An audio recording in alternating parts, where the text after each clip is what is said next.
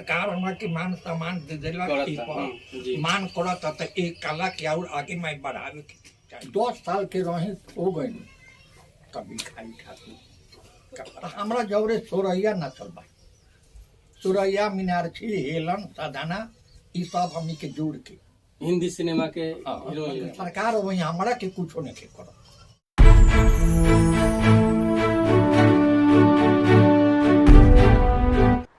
श्री रामचंद्र माझी कला लोक नृत्य।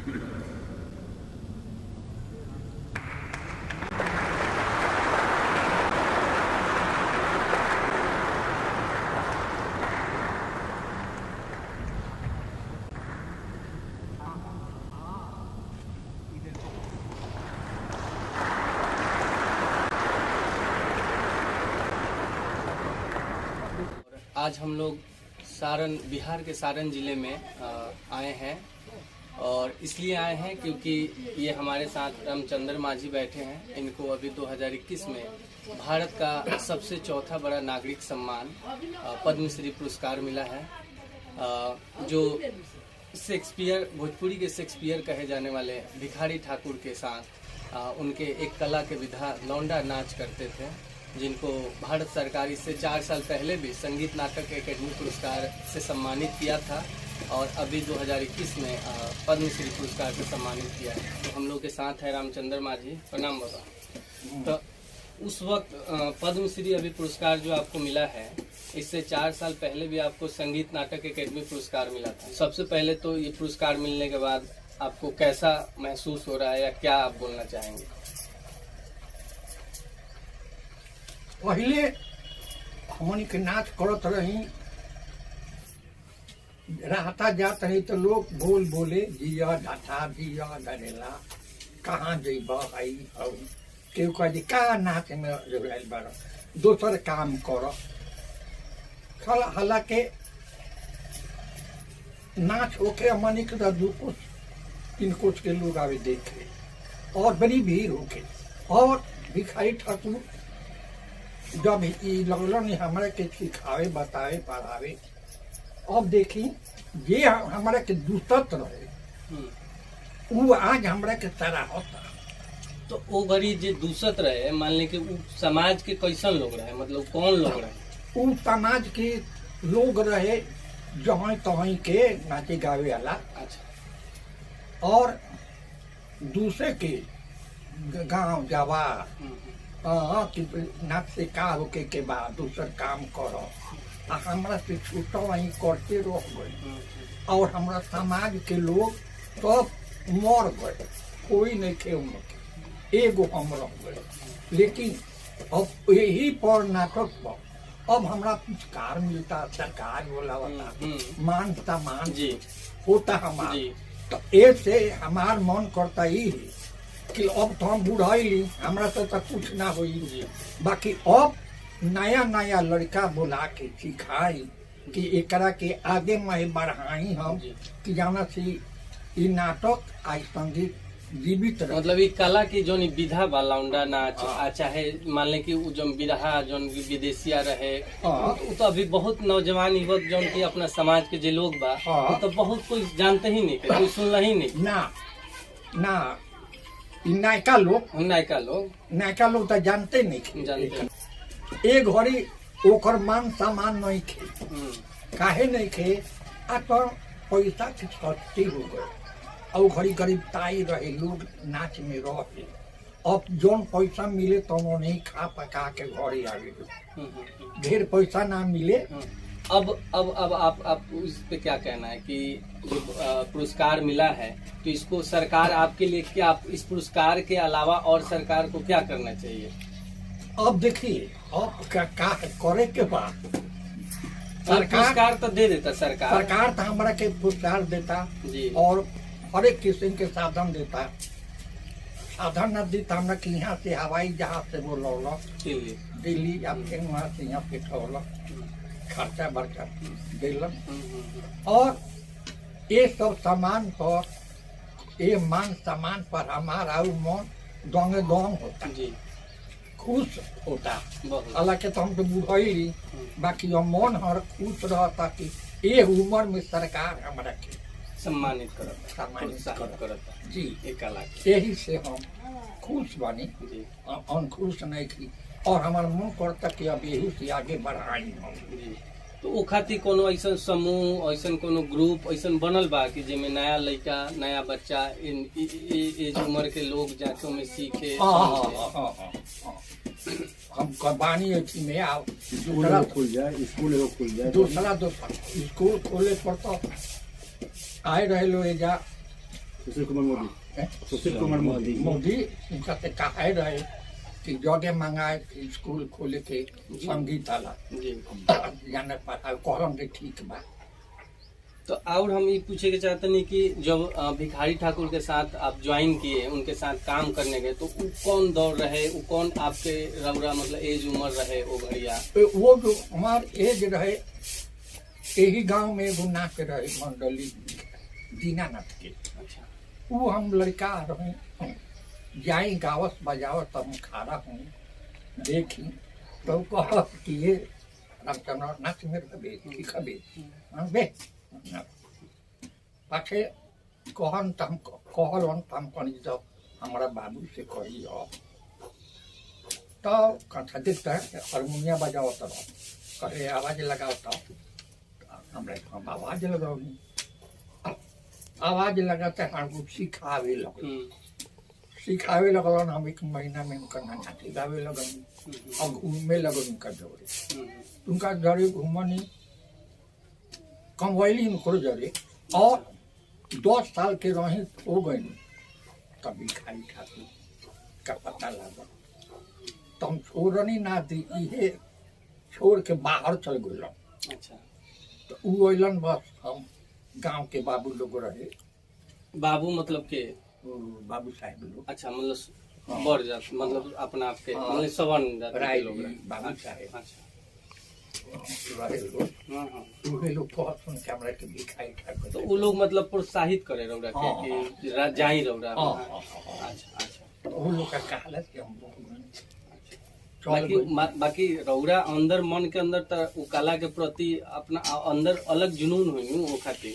मान लीजिए लोग तो प्रोत्साहित करके रौरा के भेजत रहे, बाकी रौरा अंदर एगो तो रहे न कि भाई ये हम कर सकते नहीं। हाँ सब करते रहे। चल गई भिखारी ठाकुर का जौरे अपना सी गई। ओकरा बाद साल भर 5-6 महीना साल भर के बाद उनकर सब नाटक में हम दखल देवे लगन। उनकर सबसे ज्यादा कौन नाटक रौरा मतलब अभी मन के याद रहेला जौन आप बता सकत नहीं लोग के, दर्शक के, नया लड़का सबके?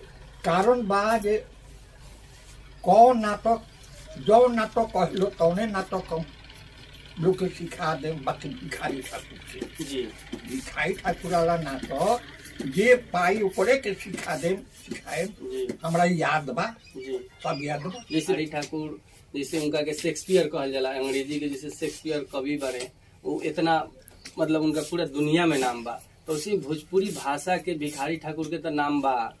तो उनमें का रहे उनका लिखला में, उनका नाटक में, उनका विदेशिया खासकर नाटक में? जैसे विदेशिया नाटक बा, भाई विरोध बा, पुत्र बध बा, गोबर के तोड़ बा, गंगा स्नान बा, कृष्णा बा, 8-9 गो तमाशा उनकर बा। विदेशिया नाटक के पूछता नहीं जी। तब विदेशिया नाटक यही पर बनल जैसे आदमी नया नया गावना करा के लिए आएगा नाना घरे बैठा दिल आई अपने बाहर गोल कमाई उसमें जाके 200 जना रखेगा अब वो कई करके पूछ पाछ में वियोग के ऊपर मतलब वियोग। अच्छा, तो ई वियोग ही कैले बा। भिखारी ठाकुर के नाटक ई विदेशिया यही बरबा कृष्ण जी पर आज पिया गलन काला कातावा ई सजनी। अच्छा, पिया गलन काला कातावा ई सजनी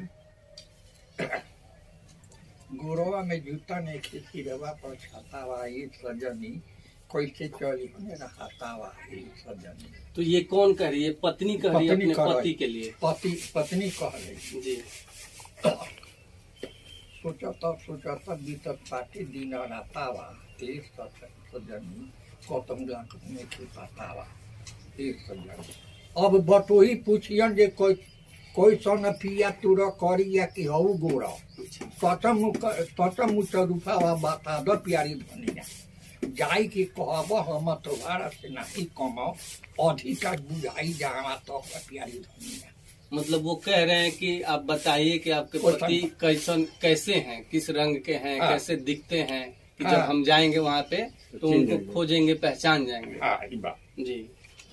तब प्यारी सुंदरी कही कि करिया न गोरा बाटे लामा नाही हमने नाटे मझिला जमाना साम सुंदर बतोहिया। अब उनके बारे में मतलब पत्नी बता रही है उनका पूरा कद काठी, उनका रंग कि कैसे हैं वो, हाँ। उनके पति। पिया के सकल के मन में नकल लिख हुलिया के पुलिया बनाई ल विदेशी। पिया के शक्ल का नकल अपने मन में बनाइए, हुलिया का पुलिया जैसे पुआल होता है उसको बनाइए, मतलब पुलिया बना के गांठ बांध लीजिए कि हाँ। कैसे थे मेरे पति कि जब आप जा रहे हैं खोजने। आवेला या तार हम तो लागेला अधिक या तो 12 खा में पिया घरे आई तन बटोहिया पिया वही तन दुनिया में राखिली तन दुनिया में अखड़ेला अधिक सामाना में बटोहिया। आई जब भादो तब केहू खेली दही खादो कृष्णा के जन्म बीतियत अथही बटोहिया। आसीन महीना के कारा घाम दीना से लुकावा सामाना बुझाला वो बटोहिया। काटी का कमासाबा में पिया का फांसाबा में हाड़ा में तेरा साबा चुएला वो बटोहिया। अगहन पूसमा से दुख कहीं के कारा से बाना मा सरी सबा धमाना मा बटोहिया। जी।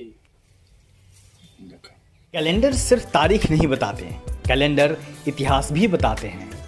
बहुजन समाज के स्वर्णिम इतिहास को समेटे हर साल की तरह दलित दस्तक 2022 में फिर से लेकर आया है बहुजन कैलेंडर।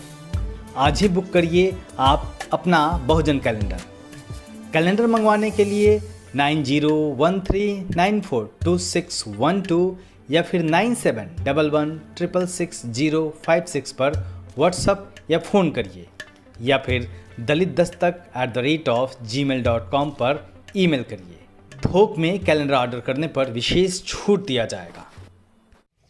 तो जैसे बरमासा तो जैसे ये पाठ होके जब स्टेज पर तो उस वक्त मतलब ये पाठ करते थे भिखारी ठाकुर जी और उस पे और लोग स्टेज पे परफॉर्म करते थे, जैसे आप साज बाजी और आप वहाँ पे डांस करते थे, मतलब अपना डांस करते थे। तो उस वक्त कितना भीड़ होता था, कैसे लोग उसको कैसे मतलब कथा लेखन सुनी लो पहले। अच्छा। एक वो शब्द ना अच्छा।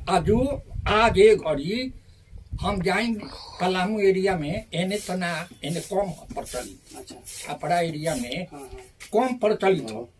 इकाहे कम प्रचलित में शब्द काहे रौरा प्रयोग करते नहीं का मतलब एक का कारण एक कारण ये बा कि एने के हो मातृभाषा भोजपुरी। हाँ। भोजपुरी एने के ना हो। अच्छा। भोजपुरी आयारे से ओ नहीं। अच्छा। भोजपुर वाला जो जिला है। अच्छा। सुने नहीं जी। और एने मातृभाषा हो। आव तनी जा तनी खा तनी आएंगे जाएंगे तो हिंदी होगा। ये हमार भाषा है इन्हें के। जी। तो उन्हें हम जाए स्टेज पर ताऊ नचनिए नाच जइहन गा जइहन और हम जाए तब लड़का लोग जितना कॉलेज दिया बा उ सब किताब ले लेके देखे लगी पढ़ाई होला भोजपुरी के। तब गावे लगम तब उ किताब उल्टे लगन देख देख के और न्यायारे जुटान भरला बहुत हमार बुलाहट में। तो हम सब कुछ कह गए हम के भोजपुर से चलन बा भोजपुरी। हमारा छपरा जिला के रो छोटा हो, आयारा जिला के रो 12। मतलब उसको खींच के ज्यादा लंबा करके मतलब बोलते हैं। हम मार बात कहला। हाँ, मार बात आगू कहते मार। अच्छा, उसको खींचते हैं। अच्छा। जी जी जी भाई ठीक है तो होगा शुद्ध जी।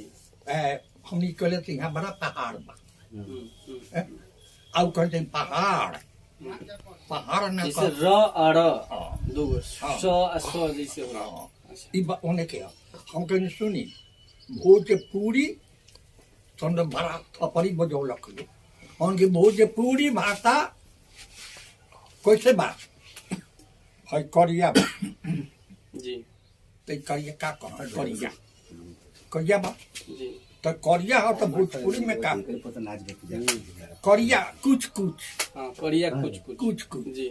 है लाल बा तो लाल का कह भोजपुरी सूर आ तो लाल भभूका अच्छा ई भोजपुरी है शुद्ध जी है उज्जर बा तो का कह उज्जर धप धप जी। पियर बा तो कह के कम हमने कम के पियर बा जीना पियर दग दग ई है भोजपुरी भय आई पर थपड़ी बजावल रखल कि वाह भाई केहू ना कर कि जब आप गए थे अभी आरा मतलब जहाँ पे जुटान हुआ था हाँ पूरा ई भोजपुर है भोजपुरी जी। तना शब्द के बना के गाई अब का युग में कचरा गाना हो गए कचरा गावी वाली हो गए अधिका कलांतर हो गए बाई गरी ऑर्केस्ट्रा अच्छा। जिसमें लेडीज डांसर लोग लेडीज। डांस करते हैं। हमनी में लेडीज ना रहला जाइए ना तो जब आप उस वक्त जैसे आप एक मर्द के तौर पे या आप जो भी अपने आप को आइडेंटिफाई कर रहे होंगे जेंडर के तौर पे, तो आप जब उस वक्त साड़ी पहनते थे या औरतों वाला श्रृंगार करते थे तो पहली मर्तबा मतलब पहली बार कैसा मतलब लोगों का रिएक्शन था, मतलब कैसे लोग प्रतिक्रिया देते रहे होंगे? हमनी सारी फिल्म सबसे पहला बार जब साड़ी पहनी सबसे लोग- पहला टिकट पर खेलत रही जा दिखाई ठाकुर के मंडल तो हमरा जौरे सोरैया नचल बा सोरैया मीनाक्षी हेलन साधना ई सब हमनी के जोड़ के हिंदी सिनेमा के हाँ, हीरोइन लोग सिनेमा। दे रहे हैं। अच्छा हाँ तो वो हम वो अपन गहना हमनी के पहना देवे हमरा के आ हमार गहना उ पहन एक ठिया आड़ा होरी कूदा कूदी करी जा और टिकट कटता शुरू हो जाए तो वो नचला हम नचता जौड़ा नहीं तो हम तो बुझता नहीं कि लाज लागल सब लड़का बा हम तो बुझता नहीं कि जो तनी बता तना मुंह बनी हम्म, दिल में तो ही बा के हाथ करे के बा के आँख करे के बा ई बतावे के बा लेकिन वो तरीका के प्रचार प्रसार सरकार अपना स्तर पे कितना करता है ये कला के? एक कला के प्रचार सरकार करता ए से हमरा अब भाई ए उम्र में हमरा भाई गावे के पड़ल सारी पढ़े के पड़े हम देखले बानी दिल्ली जब रौरागढ़ ही परफॉर्म करे थे। तब कॉलेज में गए दिल्ली हाँ जेएनयू में गए तो रहे गहिया के भाई बारन तब सरकार का कहला तो हम अपन जीवित रखत तनिया मन में खूब उपजता खुश बनी लेकिन हम का कही अब भाई हमारा बाकी सरकार वही हमारा के कुछ नहीं के कर वही मतलब मेन उसी को हम समझने और जानने के लिए लोगों को दिखाने के लिए आए हैं कि जब भारत सरकार इस कला के विधा को और इतने लोक कला के इस विधा को इस तरीके से सम्मानित कर रहा है, दो बार देश का बहुत बड़ा पुरस्कार दिया जा रहा है, लेकिन उसके घर का स्थिति संसाधन के स्तर पे कितना विकास कर पाई है सरकार, कितना मदद पहुंचा पाई है, उसके लिए आप क्या कहेंगे कि कितना सरकार किया है आपके लिए? सरकार के हम मनाते छोड़ के हम बेजाय नहीं कहो हम्म, सरकार हमरा खातिर बहुत बहुत सरकार समझी नहीं कि भगवान वाला हमारा खातिर ऊपर में कदर बाकी अब जे ना हो गए कि अब देता होते सके तो हो जाता हो लोग फैला देता कि इतना पैसा मिलल बा कहाँ इतना ही मिलल बा 50 लाख होता है। 50 लाख मिलल बा तो कहाँ धोले बानी का आपके घर में और कौन कौन है, मतलब आपके बेटे बेटी कितने का लोग हैं? पोता खराब बा अच्छा पढ़ाई करते हैं? हाँ अच्छा दिल्ली में रहे लागो अच्छा अच्छा बेटा बड़ा ना अच्छा। इनकर बा ई आयल बड़ा 4 दिन खातिर तो आपके बेटा लोग यहाँ पे पढ़ा जब आप उस वक्त जब आप उस कला में थे, डांस ना वांस ना करते ना थे, ना तो वो लोग पढ़ते थे? ये बोर जाना बारन हुए पढ़ल बारन बीएससी उस समय का बीए हमन बीए में आई बारन तो 87 नौकरी करते हैं वो? हाँ वो प्राइवेट जॉब है। अच्छा प्राइवेट में और इनकर बहिन अब के बीए को के बिहार पुलिस में गए और एगो बहिन पढ़ के काजू हमरा ना बुझा वो पैसा कमाता आ छोटके बा तनो वो पढ़ाई में बा। इस भिखारी ठाकुर का जो पूरा रचनावली है, जो पूरा आर्ट है, जो पूरा उनका कला है, जो रचना है उनका, और जो आप जिस विधा में आपको जिस विधा के लिए आपको सम्मानित किया जा रहा है, तो उसको कैसे अब समाज में और स्तर से बढ़ाया जाए, ये संदेश कैसे दिया जाए, मतलब कैसे समझाएंगे आप लोगों को, क्या कहना चाहते हैं? अब तो हमरा से समझिलू, अब हमरा न समझावे के बा जी कि ऐसे करो, देखले नहीं कौन ना हमारे न कहे के बाद ऐसे करो, है बना हो बना जन ओ घड़ी बनत रही भाल बानर जे बनत रहे, तो हमनियो के तो बनत रही दादी काकी भौजी ओ घर तो सब तो बने के बा। उहो तो स्कूलिए हो लोग, बाकी एक पढ़ाई बा बतावे के बा जी होता। वही फेर में हम लगल बनी कि जब सरकार हमरा के मान सम्मान दे देला जी। मान करता तो एक कला के और आगे मैं बढ़ावे के चाहिए जी ए पर तो हम बनी। जी अब लोग का जश्न बुझाए ना बढ़ावे के तो है हमरा ये उम्र में साड़ी ना पहने के पड़ी, जी बेसारी पहनले हमरा गुजारा नहीं की। दरभंगा गई से कॉलेज की लोरी की हमरा के सजा दिलो, वो लोग कहनी उनको के भाषण देनी कि आज हम रोज से कहा कहीं हम पढ़ल लिखल नहीं की जी। नामू ना लिखे आवे। भिखारी ठाकुर भी जो लिखते थे ना, अपना नाटक, वो भी वो ना। खुद से लिखते थे या किसी और से लिखवाते थे, मतलब दूसरा से लिखवाव, अच्छा दूसरा से लिखाव। और उनका गांव में एगो बनिया रह, उनका नाम रहे भगवान शाह, उनकरा के उहे का कहारा तक पढ़ावल बतावल। ई कोनो गाना में दिले मन के लिखे के लगनिया लगनिया लगनिया कहिया लगियन सीता गामा में लगनिया, गामा गाई जाई खाई चिट्ठी नोट खनिया आ लिखे के सिखौलन भगवान साहबनिया तो बनौले बन। तब बाबू रे जमुना से थी चलल गल, वो अपन छुअत गलन मनावत गलन। बेटी बेचवा तमाशा, बेटी बेचवा तमाशा बनौल तब लोग का तो दिन बेटी बेचता आई बेटी बेचवा तमाशा दिखावला पर कैला पर समाज एकदम सुधर गए। अब लड़की पर नहीं खेले। चलिए, आपको बहुत बहुत बधाई, बहुत बहुत शुक्रिया बाबू कि आप हम लोगों से बात किए और आपको इतना बड़ा सम्मान मिला है। कैलेंडर सिर्फ तारीख नहीं बताते हैं, कैलेंडर इतिहास भी बताते हैं। बहुजन समाज के स्वर्णिम इतिहास को समेटे हर साल की तरह दलित दस्तक 2022 में फिर से लेकर आया है बहुजन कैलेंडर। आज ही बुक करिए आप अपना बहुजन कैलेंडर। कैलेंडर मंगवाने के लिए 9013942612 या फिर 9711666056 पर व्हाट्सएप या फ़ोन करिए, या फिर dalitdastak@gmail.com पर ईमेल करिए। थोक में कैलेंडर ऑर्डर करने पर विशेष छूट दिया जाएगा।